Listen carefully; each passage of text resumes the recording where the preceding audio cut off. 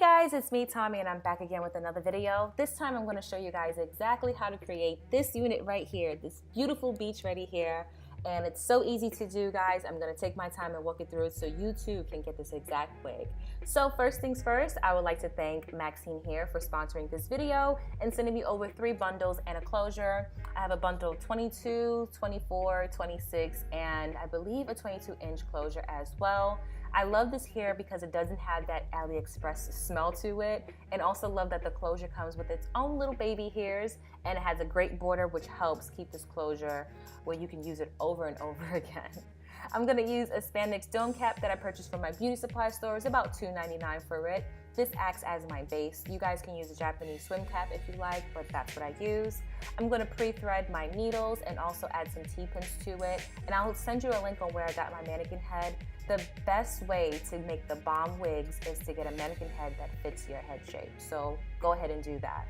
So when you're doing your wigs, you always start off by adding your closure first to your units. And I'm going to use my T-pins to help it lay down flat so I can go ahead and sew it on. So just make sure that the sides are nice and flat, the middle is nice and flat, and that it's a little taut so that it helps pull it across so that this wig is just perfecto. So I'm going to add about 5 T-pins, 2 to the side, 1 in the middle, and then I'm going to tie the hair up so I can go ahead and sew it. Now the key thing is when you're working with a dome cap that has an elastic band around the headline is to sew on top of the elastic band. So you're going to sew through the material and not let the needle go all the way through the elastic band.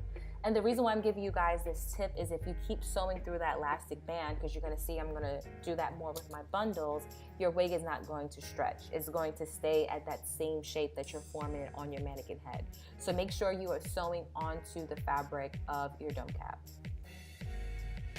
And then once you're done, your stitching should look like this. Again, I've been doing this for so long, so if your stitching doesn't look like this, it doesn't mean that you're doing it wrong. Practice makes perfect. Now, when I'm doing my curly hair, I like to sew in a U-shape form because I love the way the hair lays this way. It just gives you that natural look to it, and when the wind blows, you don't really see the track showing because of the way I'm laying my wefts. So I'm gonna do, what I'm gonna do is I'm gonna sew the wefts all the way around the border of the hair, and I'm gonna continue to do that U-shape form. Another tip, like I said before, remember not to sew through the elastic band, and this is the reason why I'm saying that is because when you're working with this kind of sewing pattern, it's definitely going to prevent you from actually having that wig to be stretchable for you. So always sew on top of that wig, the elastic band, I'm sorry, not the wig, and through the fabric. And always, whenever you start and whenever you finish your tracks, just make sure that you're tacking it really good so that the track doesn't lift up. You want your wigs to last for a very long time, especially if you're wearing it on vacation. You want to rinse out all the salt water, all the chlorine water out. You're constantly washing the hair. You want your wig to last a long time. Now, whenever I'm working with this, I never cut my wefts. I always do the fold over method, and I'm just going to fold it over and then use my T-pins to continue to do that U-shape form. I definitely would suggest you guys, whenever you're making your wigs, to get some kind of pin to hold the wefts down whenever you're constructing your units, because it helps give you a better eye on where you want your tracks to go. I purchased my T-pins from Staples. It's in, I believe, the pin station, like the area where you get like regular push pins.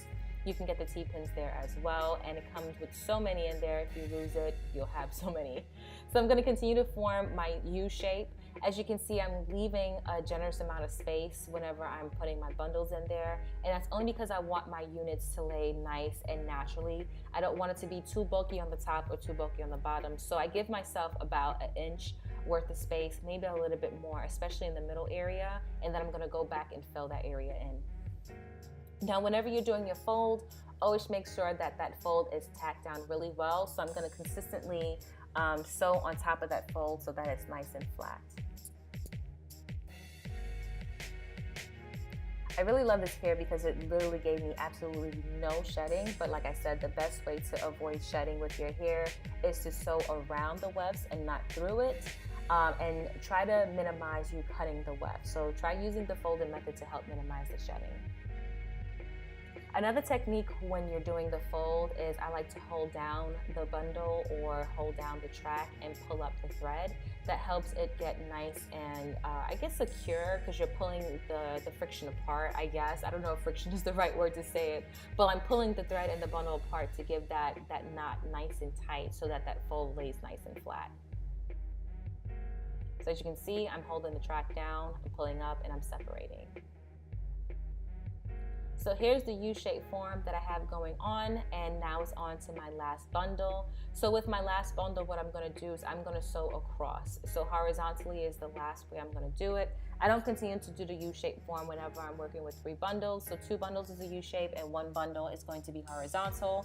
And then I'm going to use T-pins to try to eye it out to see if I have enough hair to complete the unit. So I'm going to go back and forth just to see if I have enough hair. And then anything left over, I'm going to use to fill in the tracks. So as you can see right here, I left a really huge spacing, so I'm going to go ahead and add a track here. I'm going to just keep lifting up periodically throughout the unit to see where I need to just add in here with the spaces that I've created.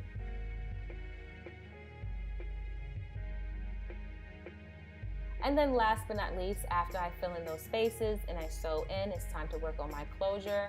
So I'm going to go ahead and I'm just going to take that bulk away from the front of the closure so it looks a little bit more natural. One thing I noticed about my hair particularly, and this is a tip that you guys should have, is to look at your hairline and see how your hairline is formed. That's one thing I didn't do. I always thought that, the front of my hair is like a straight form, but it's not. I have a small widow's peak.